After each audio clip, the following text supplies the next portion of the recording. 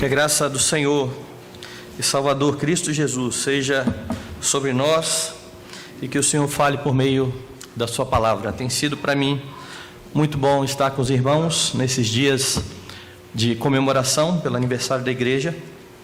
E nesse último momento em que estamos juntos, quero abrir a palavra do Senhor no livro de Gênesis, capítulo 32.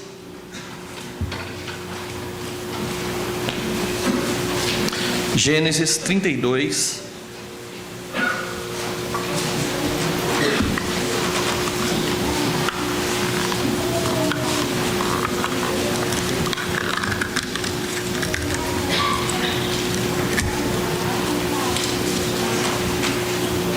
Os irmãos acompanharão a leitura da palavra do verso 22 ao verso 32. Gênesis 32, do verso 22 ao verso 32. Levantou-se naquela mesma noite, tomou suas 2 mulheres, suas 2 servas e seus 11 filhos, e transpôs o val do Jaboque. Tomou-os e fê-los passar o ribeiro. Fez passar tudo o que lhe pertencia, ficando ele só, e lutava com ele um homem até o romper do dia. Vendo este que não podia com ele, tocou-lhe na articulação da coxa, deslocou-se-lhe a junta da coxa de Jacó na luta com o homem. Disse este: deixa-me ir, pois já rompeu o dia. Respondeu Jacó: não te deixarei ir, se não me abençoares. Perguntou-lhe, pois, como te chamas? Ele respondeu: Jacó. Então disse: já não te chamarás Jacó, e sim Israel, pois como príncipe lutaste com Deus e com os homens, e prevaleceste. Tornou Jacó: dize, rogo-te que, como te chamas? Respondeu ele: por que perguntas pelo meu nome? E o abençoou ali. Aquele lugar chamou Jacó Peniel, pois disse: vi a Deus face a face, e a minha vida foi salva. Nasceu-lhe o sol quando ele atravessava Peniel e manquejava de uma coxa. Por isso os filhos de Israel não comem até hoje o nervo do quadril na articulação da coxa, porque o homem tocou a articulação da coxa de Jacó no nervo do quadril. Vamos mais uma vez falar com Deus. Eterno e soberano Senhor, exaltamos, Pai, o Teu nome. Somos povo do Senhor, comprados pelo Teu sangue, e temos sido, Pai, alimentados por Tua palavra. Que sejamos, ó Deus, não meramente ouvintes, mas que pelo poder e pela força do Espírito Santo venhamos a praticar a Tua palavra, a fim de glorificar o Teu nome. Que o Senhor nessa noite, ó Deus, nos ajude a compreender a Escritura, que o Senhor leve todo o nosso pensamento cativo ao pensamento de Cristo, que o Senhor ilumine os olhos do nosso coração, a fim de podermos contemplar a beleza da Tua lei. Te damos graças, Pai, por aquilo que o Senhor vai falar conosco. Em nome de Jesus. Amém.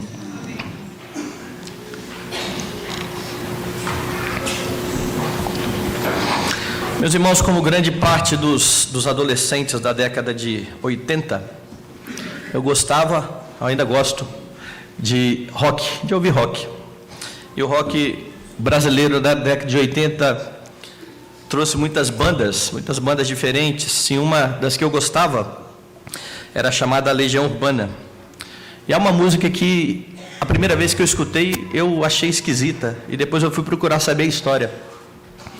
A música Índios. Na música Índios tem uma parte onde eles dizem assim: quem me dera ao menos uma vez entender como um só Deus ao mesmo tempo é 3. E esse mesmo Deus foi morto por vocês. Sua maldade então deixaram Deus tão triste. E eu ficava pensando o que eles estão querendo dizer com isso. até que eu descobri que a música é de fato a visão que o índio tinha do Deus branco.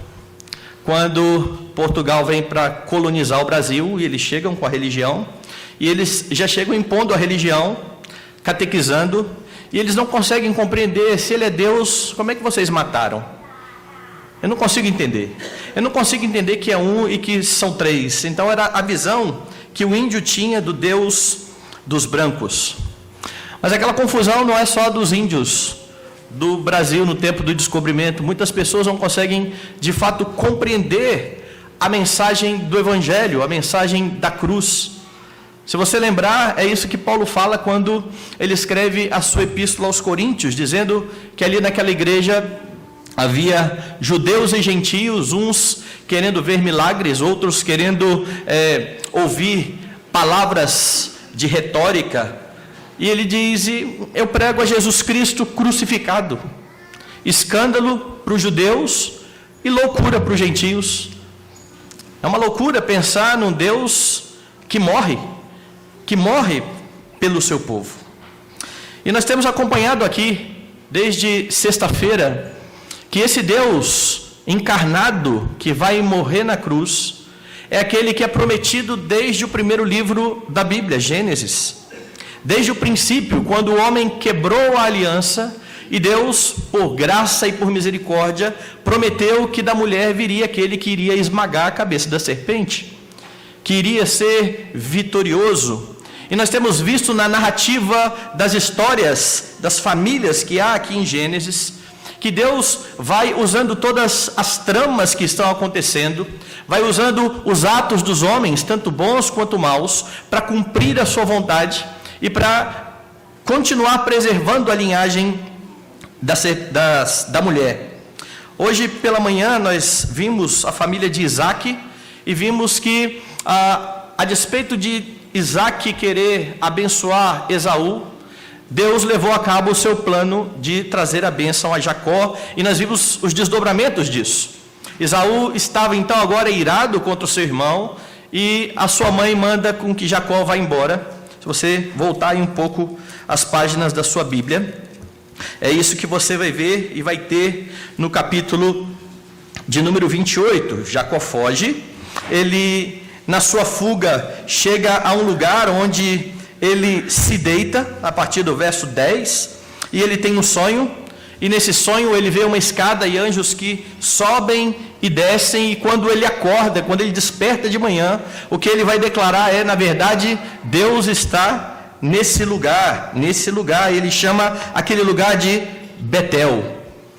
E por ocasião daquele sonho de Jacó, Deus faz a ele também promessas. Veja no verso 15: eis que eu estou contigo, te guardarei por onde quer que fores, e te farei voltar a essa terra. Jacó estava fugindo e Deus está dizendo: eu vou ser com você, você vai voltar. E por que Jacó tinha que voltar àquela terra? Porque Deus tinha prometido a Abraão: essa terra vai ser sua. Jacó parte para salvar a sua vida, mas Deus promete guardá-lo e fazê-lo voltar. Veja: porque te não desampararei, até cumprir eu aquilo que te hei referido. Então Jacó desperta e continua a sua viagem. No capítulo 29, você tem o estabelecimento da família de Jacó. Ele se encontra com Raquel, ele se encanta com Raquel. Tem o episódio onde ele, para mostrar ali toda a sua força, ele pega aquela pedra e dá de beber aos rebanhos. Ele tira a pedra de onde estava a água. Ele quer casar com Raquel. Labão o engana, ele trabalha 7 anos por Raquel, e na hora do casamento, Labão apresenta Lia.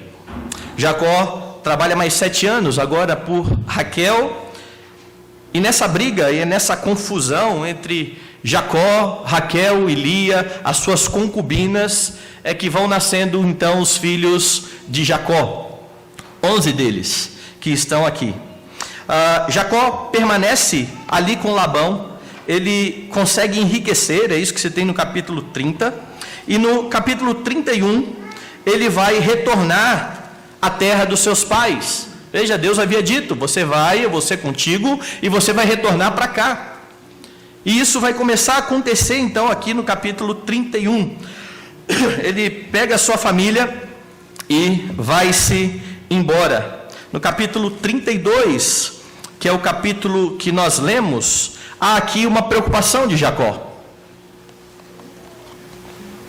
Quando ele foi embora, ele foi com Esaú no seu encalço, ele está irado. Como é que ele vai encontrar Esaú agora? Como é que ele vai se apresentar diante do seu irmão para restabelecer uma comunhão com o irmão que estava irado? Afinal de contas, ele tinha roubado a sua bênção, e ele prepara toda uma estratégia aqui no capítulo de número 32. E veja, ele divide o seu grupo. Ele coloca partes, na caravana, e ele manda presentes para Esaú. Algo que me chama bastante atenção aqui é que Jacó havia ouvido na bênção do seu pai que ele seria senhor sobre os seus irmãos. E agora ele está retornando. Veja como ele se apresenta a Esaú, verso 3. Então Jacó enviou mensageiros adiante de si a Esaú, seu irmão, a terra de Seir, território de Edom, e lhes ordenou: assim falareis ao meu senhor Esaú, teu servo Jacó manda dizer isto. Teu servo Jacó. Ele sabia que ele seria senhor de tudo, inclusive dos seus irmãos. Teu servo Jacó manda dizer isso. Jacó, que estava sendo já tratado por Deus, começa a dar evidências de um coração que começa a confiar em Deus. E no verso 9 ele ora: orou Jacó: Deus de meu pai Abraão e Deus de meu pai Isaque, ó Senhor, que me disseste: torna a tua terra e a tua parentela, e eu te farei bem. Sou indigno de todas as tuas misericórdias e de toda a fidelidade que tens usado para com teu servo, pois com apenas o meu cajado atravessei esse Jordão. Já agora sou 2 bandos.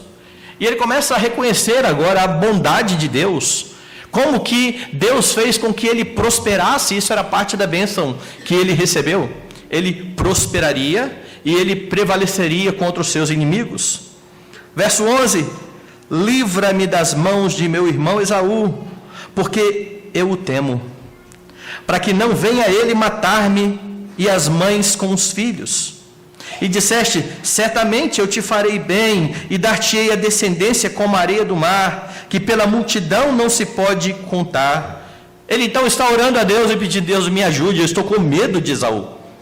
Eu não sei como eu vou encontrar o meu irmão. E ele continua dando instruções a seus servos de como proceder. Verso 17: ordenou ao primeiro, dizendo: quando Esaú meu irmão te encontrar e te perguntar: de quem és? Para onde vais? De quem são estes diante de ti? Responderás: são de teu servo Jacó. É presente que ele envia a meu senhor Esaú, e eis que ele mesmo vem vindo atrás de nós.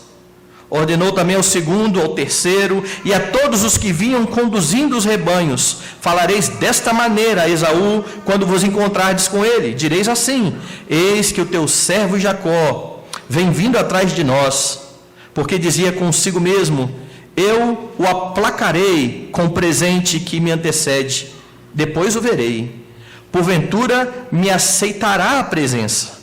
Assim passou o presente para diante dele, porém ficou aquela noite no acampamento.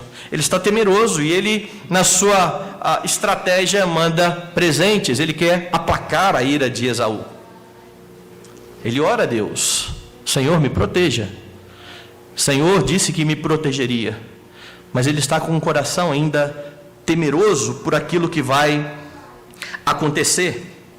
Mas veja, ele reconhece aqui o seu pecado, manda mensageiros a Esaú e fica, ele permanece, ele está sozinho à noite. Depois de fazer o que é possível, é isso que é possível. Ele manda presentes, ele manda os servos, e agora ele vai esperar para ver o que vai acontecer. Ele ora a Deus, mas ele faz o que é possível. Ele agora está sozinho, e ele vai partir para o encontro com seu irmão. O que ele não sabia é que antes de encontrar Esaú, ele teria um outro encontro. E é esse que está relatado do verso 22 ao verso 32 que nós lemos. O encontro de Jacó com Deus. E o que nós podemos perceber aqui nesse encontro? A primeira coisa que você percebe é que no encontro de Jacó com Deus, Deus apareceu como homem. Veja o verso 22 até o verso 24.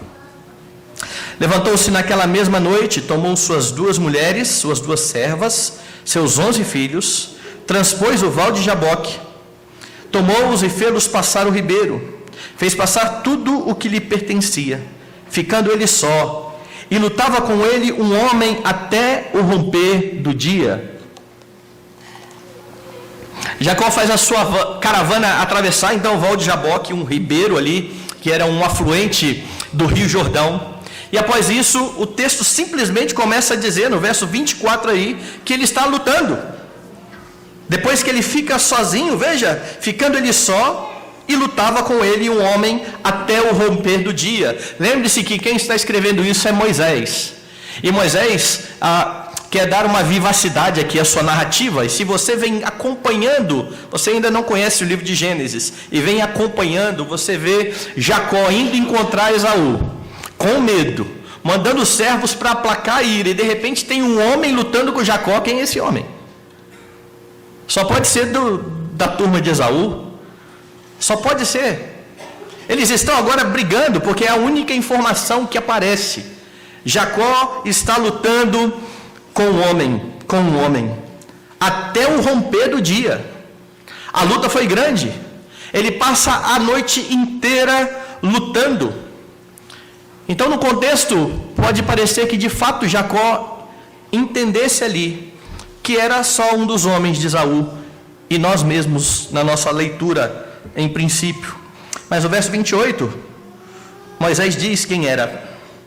Então disse: já não te chamarás Jacó, e sim Israel, pois como príncipe lutaste com Deus e com os homens.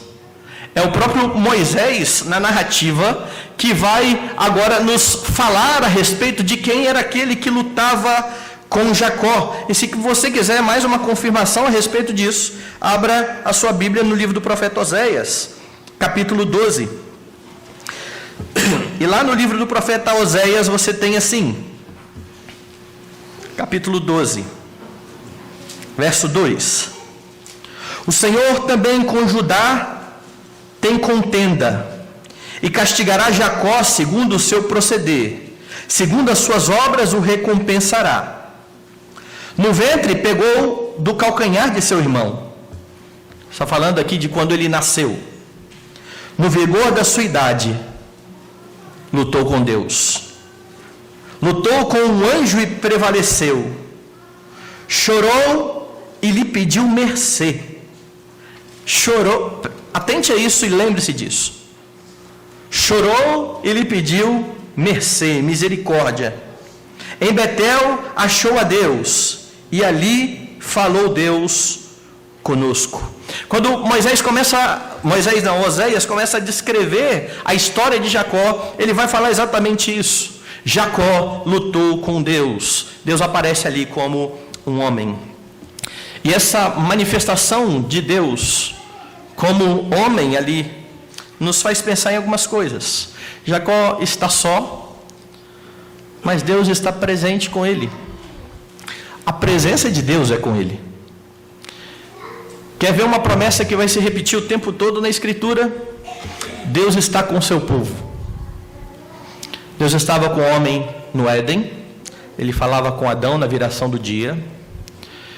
E Deus continua com o seu povo e prometendo estar com o seu povo. E você vai ver em vários momentos da história, por exemplo, Moisés dizendo: se a tua presença não for conosco, não nos faça sair dessa terra. Josué vai ouvir: do mesmo jeito que eu fui com Moisés, eu serei contigo. A promessa do Messias é a promessa de Deus conosco, é o Emanuel. Quando Jesus está para morrer e ser assunto aos céus, ele disse que o Espírito estaria conosco e em nós. E nós esperamos e aguardamos o dia em que Deus estará conosco para todo sempre. A mesa do Senhor, quando nós nos reunimos em torno dela, nós anunciamos a morte do Senhor até que Ele venha, até o dia em que nós estaremos com Ele. E Apocalipse descreve o tabernáculo de Deus que vem descendo para habitar com os homens. Deus não desampara o seu povo, Deus está com o seu povo, e você vê Deus com Jacó. Mas perceba algo importante.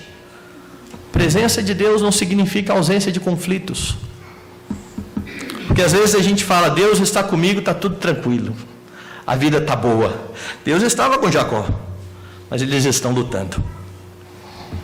Eles estão a noite toda em conflito. Eles estão lutando. É um embate a fim de abençoar a Jacó.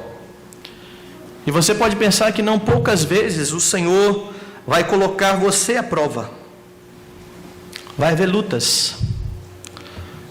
Mas lembre-se que o objetivo de Deus com essas lutas, com as provações, é abençoar a sua vida. É isso que a Escritura nos afirma de forma bem categórica. E é por isso que ela nos manda ter por motivo de toda alegria, passar por várias provações. Por várias. Às vezes nós passamos por uma e já começamos a reclamar. E a Bíblia fala por várias. Por várias. Deus está conosco, mas isso não significa ausência de conflito. Jesus havia dito isso para os seus discípulos. Eu vim para causar divisão. Mas que paz é essa que traz divisão? É porque a paz estabelecida com Jesus não é necessariamente a paz estabelecida com os homens. Muitas vezes, exatamente por ter sido reconciliado com Deus e agora justificado pela fé, você ter paz com Deus, é que vão começar o conflito com os homens. Eu conheço famílias, e na minha família mesmo aconteceu isso. Na conversão, nós não queremos muito isso aí. Embates. Você está ficando doido. Estão fazendo lavagem cerebral. E nós ficamos tristes, eu não tenho dúvida. Mas lembre-se que Deus está conosco. Deus não está com você só quando as coisas estão tranquilas. Deus está com você até mesmo quando as coisas estão tumultuadas. Ele estava no barco com os discípulos no meio da tempestade. Mas isso não livrou os discípulos da tempestade. Deus estava com Jacó e Ele abençoaria a Jacó. Provações acontecem para que sejamos perseverantes na fé, mas esse episódio em específico aponta também para a encarnação do Senhor Jesus Cristo, a imagem do Deus invisível. Aquele que João vai dizer que o Verbo se fez carne e habitou entre nós, e vimos a sua glória, glória como do unigênito do Pai. No encontro de Jacó com Deus, Deus aparece como homem, mas veja mais, no encontro de Jacó com Deus, Deus se deixou vencer. Verso 25: vendo este que não podia com ele, tocou-lhe na articulação da coxa, deslocou-se a junta da coxa de Jacó na luta com o homem. Deus se deixa vencer. E você vai falar, não, é isso que está escrito aí, pastor. Está dizendo aí que o homem não podia com Jacó. Veja, leia de novo. Vendo o homem que lutava com Jacó, que não podia com Jacó, então dá a impressão que de fato Jacó era mais forte que esse homem. Certo? Mas veja, atente para alguns fatos. O homem está perdendo a luta. Primeira coisa, Jacó era muito forte mesmo. Jacó era aquele que pegou a pedra onde os pastores estavam reunidos, esperando todos os pastores para remover a pedra e dar de beber ao rebanho. Ele sozinho, quando viu Raquel, foi lá e arrancou a pedra. Ele era forte. Mas há um fato aqui importante. Deus mostra que se deixa vencer quando ele simplesmente toca a articulação da coxa de Jacó e já o desloca. Para mim, É como se Deus estivesse dizendo assim: você está vendo que eu podia te matar? E Jacó lembrou daquilo o tempo todo, porque veja, lá no versículo de número 31, nasceu-lhe o sol quando ele atravessava Peniel e manquejava de uma coxa. Por isso os filhos de Israel não comem até hoje o nervo do quadril na articulação da coxa, porque o homem tocou a articulação da coxa de Jacó no nervo do quadril. E toda vez que Jacó andava e mancava, ele lembrava daquele toque do anjo. Então, para mim, o que parece aqui é aquela luta dos pais com os filhos pequenos. E quem tem filho pequeno e gosta de brincar de lutinha sabe bem disso. Você pega o menino pequenininho e vai brincar de lutinha, aí você agarra ele e se joga para trás e deixa ele te agarrar e fala: ai, me solta, e o menino acha que ele está ganhando mesmo. Você dá um peteleco, ele vai mas deixa ele pensar que ele está ganhando.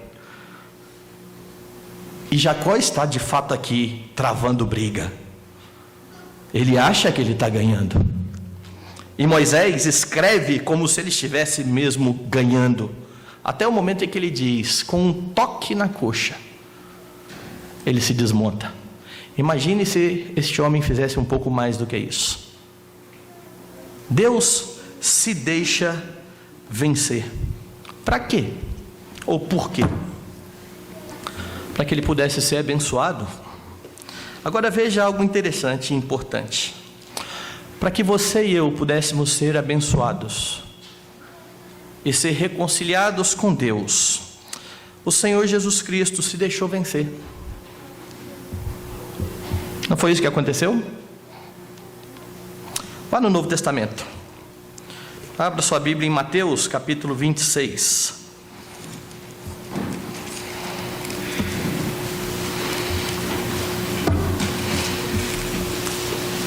Acompanhem a partir do verso 47. Falava ele ainda, e eis que chegou Judas, um dos 12, e com ele grande turba com espadas e porretes, vinda da parte dos principais sacerdotes e dos anciãos do povo.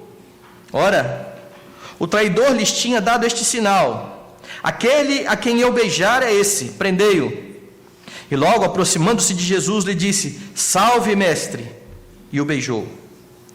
Jesus, porém, lhe disse: amigo, para que vieste? Nisto, aproximando-se, eles deitaram as mãos em Jesus e o prenderam. E eis que um dos que estavam com Jesus, estendendo a mão, sacou a espada e, golpeando o servo do sumo sacerdote, cortou-lhe a orelha. E você sabe que esse aqui é Pedro, ruim de espada. Eu creio que ele era ruim de espada mesmo. Ele não mirou a orelha. Pedro quer defender Jesus. Jesus vai ser traído. Pedro saca a espada, parte para cima. Veja o que diz então Jesus. Então Jesus lhe disse: embainha a tua espada, pois todos os que lançam mão da espada, a espada perecerão. Acaso pensas que não posso rogar a meu Pai, e Ele me mandaria nesse momento mais de 12 legiões de anjos?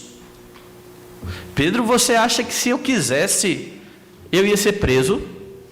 Se eu não quisesse ser preso, eu rogava ao Pai e vinham 12 legiões de anjos. Você acha que é você que vai me defender? Mas por que Jesus está agindo assim? Ele explica: como, pois, se cumpririam as Escrituras, segundo as quais assim deve suceder? Jesus está se entregando. Se ele não quisesse, ele não seria vencido. Agora abra em João capítulo 10.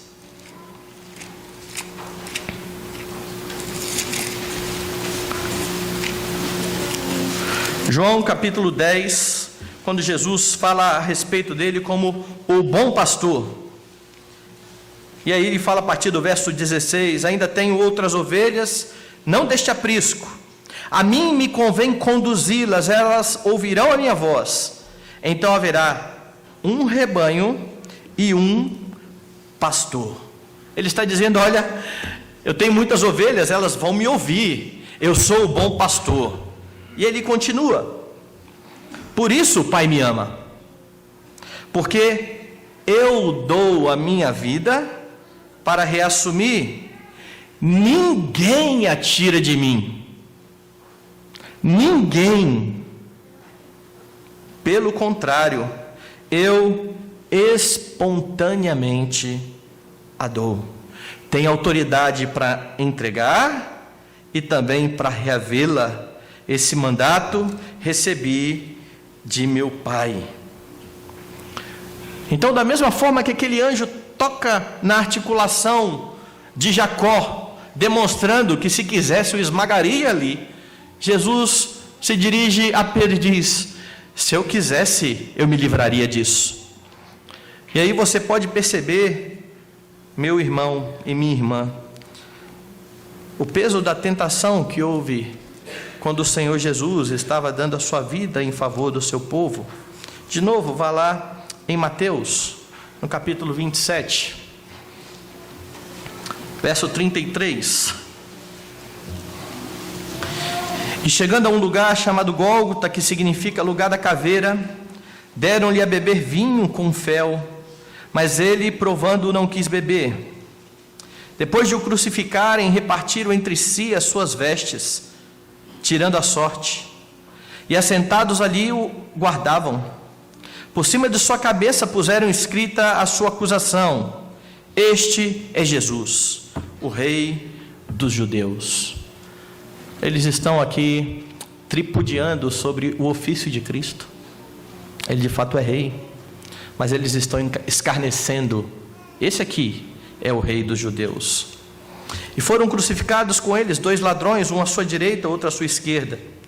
Os que iam passando blasfemavam dele, meneando a cabeça e dizendo: ó tu, que destróis o santuário e em 3 dias o reedificas, salva-te a ti mesmo, se és filho de Deus, e desce da cruz.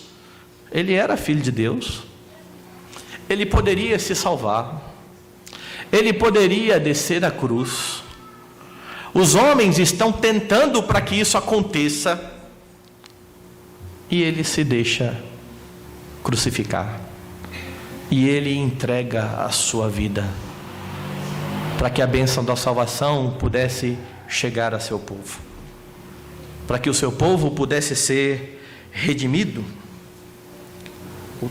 Porém, o Deus que se deixou vencer por amor do seu povo, e que disse: eu tenho autoridade para reaver a minha vida, ressuscitou no 3º dia. Para nossa justificação, o preço já estava pago. Mas o que acontece na cruz é semelhante ao que está acontecendo com a luta de Deus com Jacó. Deus deixa que Jacó vença. Volte lá em Gênesis.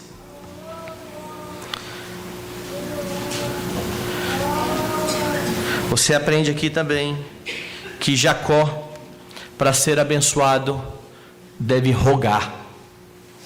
Deus se deixa vencer para abençoar Jacó, mas Jacó tem que rogar pela bênção. Veja o verso 26.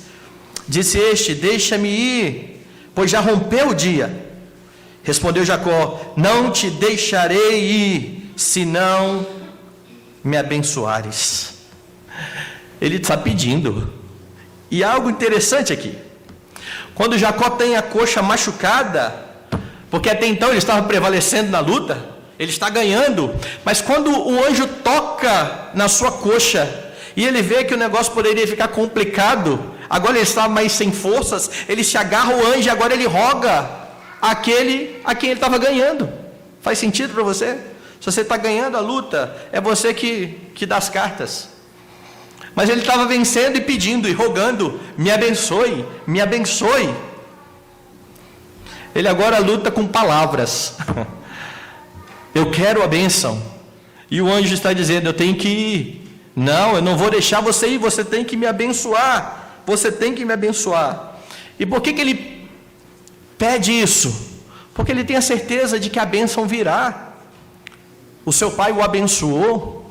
Ele estava vendo que isso já estava se cumprindo, ele já estava sendo próspero, mas ele ainda teria que estar sobre os seus inimigos. Isso não tinha acontecido ainda.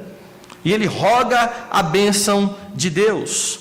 E ele está aqui sendo preparado para uma guinada no seu relacionamento com Deus. Agora veja, ele entendeu que aquele com quem ele lutava, aquele era superior a ele. Ele poderia abençoar Jacó. E ele pede. E ele pede. E é assim, com a bênção que recebemos de Deus, nós rogamos. E você fala aí, mas pastor, é Deus que toma a iniciativa. Não tenho dúvida disso. E quando Deus toma a iniciativa e chama o pecador, esse pecador tem que rogar. Tem que pedir perdão. Tem que se apresentar diante de Deus em contrição. Nós só fazemos isso por causa da iniciativa de Deus, mas nós temos que pedir, clamar. E aí nós recebemos a maior das bênçãos, a reconciliação e a vida eterna. Mas Deus só pode fazer isso porque Jesus se humilhou, se deixou vencer, morreu a nossa morte, para que pudéssemos ter vida. Você está aqui nessa noite e crê no Senhor Jesus. Louve a Deus por isso. Você está aqui essa noite, mas veio a visita, você ainda não tem um relacionamento com Deus. Clame a Ele. Arrependa-se dos seus pecados. Mas Jacó não se arrependeu. Olhe para o texto novamente. Deus abençoa Jacó, mas veja o verso 27 a 29. Perguntou-lhe, pois, como te chamas? Ele respondeu, Jacó. Então disse, já não te chamarás Jacó, e sim Israel, pois como príncipe lutaste com Deus e com os homens, e prevaleceste. Tornou Jacó, dize, rogo-te, como te chamas? Respondeu ele, porque perguntas pelo meu nome? E o abençoou ali. Você acha que Jacó não confessou? Me abençoe. Qual é o seu nome? Fala qual é o seu nome. Deus sabia qual era o nome dele. Deus já havia abençoado ele lá atrás. Deus, como nós lemos no Salmo 139, foi aquele que o entreteceu no ventre da sua mãe. Deus sabia quem ele era. Por que Deus está perguntando qual é o seu nome?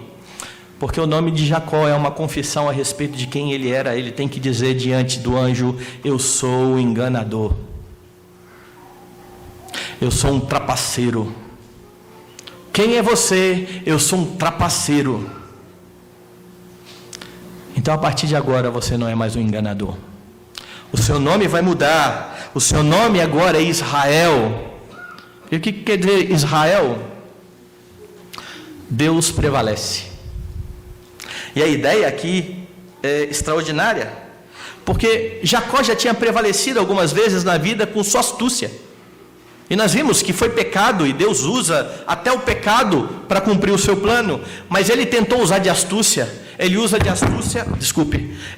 astúcia quando ele tira a bênção de Esaú, trocando pelo prato de lentilhas. Ele usa de astúcia quando ele assente com o plano da sua mãe e se disfarça ali do seu irmão. Mas Deus está dizendo, não é assim, você vai prevalecer por mim. E é por isso que o seu nome, a partir de agora, é Israel. Você não é mais um enganador. Você agora tem uma outra disposição, um outro caráter, um novo nome. Jacó confessa quem ele era, e Deus o abençoa. Prevaleceria por causa de Deus e por causa da confiança em Deus. Então, junto com um novo nome, deveria vir uma nova atitude. É isso que está acontecendo aqui. Jacó deveria deixar aquela vida de trapaceiro para trás. Ele deveria confiar em Deus, confiar nos seus planos, confiar na sua promessa, em vez de confiar em si mesmo e na sua astúcia. Lutaste com Deus e com os homens. Inclui aqui a luta lá no ventre, inclui a luta com Labão. Veja, abra lá em Osés de novo.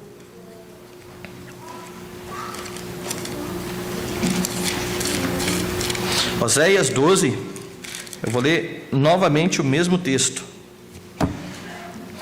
Verso 3: No ventre pegou do calcanhar de seu irmão, no vigor da sua idade lutou com Deus, lutou com o anjo e prevaleceu, chorou e lhe pediu misericórdia. Em Betel achou a Deus, e ali falou Deus conosco.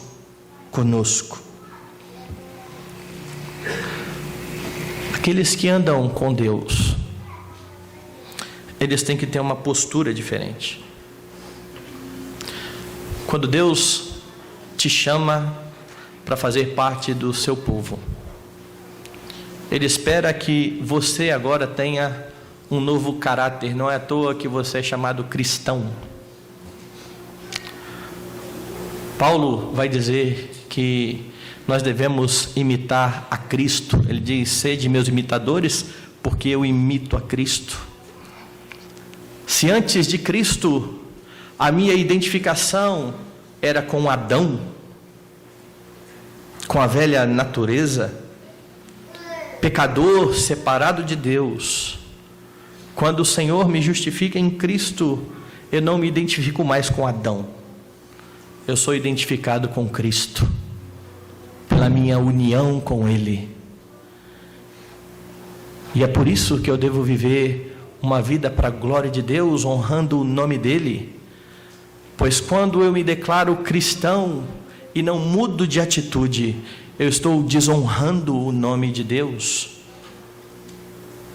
E é isso que o mandamento fala que eu não devo fazer. Não tomar o nome de Deus em vão significa honrar o nome de Deus. E como cristãos nós fazemos isso olhando para a palavra, abrindo mão daquilo que nós queremos, mortificando dia a dia o desejo da nossa carne. Como disse hoje pela manhã o pastor Eliomar, dia a dia tomando a nossa cruz e seguindo a Cristo. O chamado cristão é esse. É para que eu anule a minha vontade. Quem quiser vir após mim, negue-se a si mesmo. Eu não faço mais a minha vontade. Eu devo fazer a vontade daquele que me chamou. E esse novo nome de Jacó apontava para essa nova forma como ele deveria viver. Agora olhe que interessante. Lá no último livro da Bíblia, Apocalipse.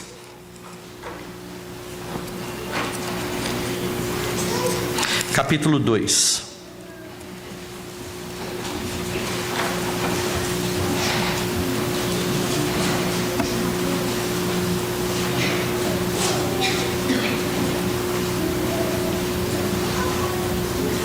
Veja o verso de número 17. Quem tem ouvidos, ouça o que o Espírito diz às igrejas. Ao vencedor, dar-lhe-ei do maná escondido, bem como lhe darei uma pedrinha pedrinha branca, e sobre essa pedrinha escrito um nome novo, o qual ninguém conhece, exceto aquele que o recebe. Uma das promessas em Apocalipse para o crente é de um novo nome.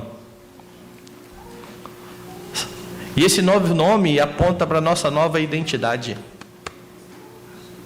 Aponta para quem nós pertencemos. Nós não somos nossos. Nós temos um dono. Nós temos um Senhor. E a promessa para os crentes é semelhante àquilo que aconteceu lá com Jacó. E desde já nós devemos viver dessa forma, como pessoas que receberam uma nova identidade, uma identidade semelhante à de Cristo. Ele é o primogênito de muitos irmãos. Por meio dele fomos adotados e fazemos parte de uma nova família. Temos um novo Pai e devemos honrá-lo. A caminhada cristã de santidade é uma caminhada a fim de sermos mais parecidos com Cristo, com um objetivo: Deus deve ser glorificado na vida dos seus filhos. Ele deve receber a honra, a glória e o louvor que lhes são devidos. Isso vai acontecer plenamente no fim de todas as coisas, mas nós já devemos viver assim. E é por isso que Paulo diz: quer comais, quer bebais ou façais qualquer outra coisa, fazei pela glória de Deus. Você foi chamado para isso. Você recebeu uma nova identidade. Você é identificado com Cristo para isso. Gênesis 32. O que decorreu disso tudo? Jacó adorou ao Senhor. Verso 30. Aquele lugar chamou Jacó Peniel, pois disse: vi a Deus face a face, e a minha vida foi salva. A vida de Jacó é interessante, ela tem vários marcos, e ele estabelece mais um marco aqui. No seu primeiro encontro com Deus, quando eu mostrei lá, ele deu um novo nome àquele local: Betel. Aqui é a casa de Deus. Eu não sabia, mas Deus está nesse lugar. E agora ele chama o lugar de Peniel. Perante Deus. Eu vi a Deus. Como é que ele viu a Deus? Ninguém pode ver a Deus e ficar vivo. Deus se fez homem. Ele viu a Deus por meio de Cristo, porque é assim que nós vemos a Deus. Filipe disse para Jesus: mostra-nos o Pai. Já tem tanto tempo que eu estou com vocês, e você me pede: mostra-nos o Pai. Quem me vê a mim, vê o Pai. Ver a Deus, e os judeus sabiam muito bem disso, significava que o homem morreria. Ninguém pode ver a Deus e permanecer vivo. Lembra de Moisés? Senhor, mostra a tua face, a tua glória. Não, Moisés, não dá. Você não aguenta. Então eu vou fazer o seguinte: fica de costa e eu vou fazer passar a minha bondade. Um atributo. E aquilo foi o bastante para o rosto resplandecer e ele ter que ficar escondendo o rosto, cobrir o rosto, por causa daquilo. Quando os pais de Sansão receberam a visita do anjo, eles ficaram aterrados, apavorados. Nós vamos morrer, nós vimos a Deus. Não era Deus, mas Cristo, a segunda pessoa, Deus o Pai. Entendam o que eu estou dizendo. Quando Isaías entrou no templo e disse: eu vi o Senhor dos exércitos assentado num alto e sublime trono, a reação dele foi: eu vou morrer. Eu vi o Senhor, eu sou um homem que habito no meio de pecadores, eu também sou pecador, eu vou morrer. Ele viu a Cristo. Pelo menos é isso que João diz no Novo Testamento. Isso disse ele, pois viu a glória de Cristo. E quem Jacó vê aqui é Cristo. E se você viu a Deus, é por meio de Cristo. O Verbo se fez carne, habitou entre nós, vimos a sua glória, glória como do unigênito do Pai. Jacó está aqui perante Deus, Peniel, e ele adora o Senhor, estabelecendo esse marco. Agora veja o que ele diz: vi Deus face a face, e a minha vida foi salva. É quando você vê a Cristo com os olhos da fé que a sua vida pode ser salva. É por isso que não há salvação em nenhum outro nome, a não ser pelo nome de Cristo. É por meio dele que os homens são reconciliados diante de Deus. Esse é motivo de louvor de Jacó. Eu vi Deus face a face e a minha vida foi salva.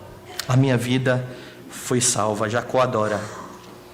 Cristo se fez homem, se humilhou, se deixou vencer, ressuscitou ao terceiro dia, para que a bênção prometida em Gênesis, em todo o livro de Gênesis, pudesse chegar ao seu povo. E isso aconteceu no decorrer de toda a história. E isso é para que você viva para a honra e para a glória dele. Lá em Filipenses capítulo 2, Paulo vai falar um pouco a respeito disso. A partir do verso 5: tende em vós o mesmo sentimento que houve também em Cristo Jesus, pois ele, subsistindo em forma de Deus, não julgou como usurpação ser igual a Deus, antes a si mesmo se esvaziou, assumindo a forma de servo, tornando-se em semelhança de homens e reconhecido em figura humana, a si mesmo se humilhou, tornando-se obediente até a morte e morte de cruz. Foi isso que Cristo fez. Mas não se esqueça do que vem depois disso. Pelo que também Deus o exaltou sobremaneira, e lhe deu o nome que está acima de todo nome, para que ao nome de Jesus se dobre todo joelho, nos céus, na terra e debaixo da terra, e toda língua confesse que Jesus Cristo é o Senhor, para a glória de Deus Pai. Cristo se deixa vencer para que os homens possam ser reconciliados com Deus. Mas aqueles que não se dobrarem a Ele, Ele não mais virá de forma humilde. É por isso que o salmista lá no Salmo 2 exorta: beijai o filho, para que ele não se irrite, pois dentro em pouco se lhe inflamará a sua ira. Quem pode se suster? Se você ama Cristo, viva para a glória dele. Se você ainda não conhece a Cristo, ouça a exortação da palavra do Senhor, arrependa-se e creia. Creia no Deus que deu a sua vida, mas que também, após 3 dias, a tomou de volta. Justificou para a justificação de todo o que crê. E aí sim, renuncie às paixões da sua carne, abra mão da sua vontade, pois o objetivo da nossa salvação está expresso pelo apóstolo Paulo, lá em Gálatas, capítulo 2, verso 19 e 20. Eu, mediante a própria lei, morri para a lei, a fim de viver para Deus. Estou crucificado com Cristo. Logo, já não sou eu quem vive, mas Cristo vive em mim, e esse viver que agora tenho na carne, vivo pela fé no Filho de Deus, que me amou e a si mesmo se entregou por mim. No encontro de Jacó com Deus, Deus aparece como homem, Deus se deixa vencer, ainda que tenha demonstrado que poderia esmagar Jacó. Jacó roga a bênção, Deus o abençoa, e isso conduz Jacó à adoração ao Senhor.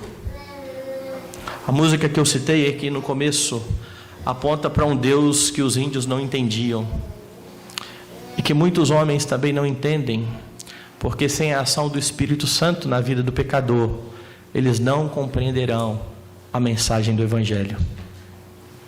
Mas para aqueles que já foram iluminados pelo Espírito do Senhor, a mensagem é bem clara.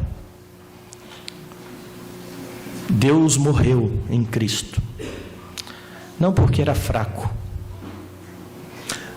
não porque não pudesse conter a ira dos homens que foram contra ele, mas para que o seu povo impotente, pecador e fraco pudesse ser abençoado. A cruz de Cristo não aponta para a sua fraqueza, mas para o grande amor de Deus, que demonstra a sua justiça punindo os nossos pecados nele, e o seu amor nos justificando por meio dele. Nós podemos compreender então a mensagem da cruz, e a compreensão dessa mensagem deve nos impelir a viver para a glória dele. Como eu disse nessa manhã, se nós olhamos para o pecado como algo de somenos importância, nós ainda não compreendemos corretamente o que Deus fez em nosso favor. Nós não compreendemos o que foi o Calvário. Nós precisamos olhar para a palavra de Deus e aprender a respeito disso, e assimilando isso no coração, rogar a Deus que nos ajude a viver para a sua própria glória. Louve a Deus que se deu por você e viva para a glória dele a cada dia. Vamos orar, curva a sua cabeça.